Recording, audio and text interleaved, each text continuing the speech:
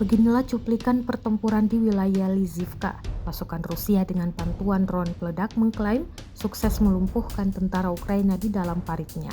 Rekamannya beredar di Telegram pada Selasa, 26 November 2024. Dalam keterangan unggahan disebutkan, operator drone FPV sedang bekerja di tempat perlindungan Brigade Lintas Udara ke-25 Angkatan Bersenjata Ukraina secara sistematis melumpuhkannya dari sabuk hutan.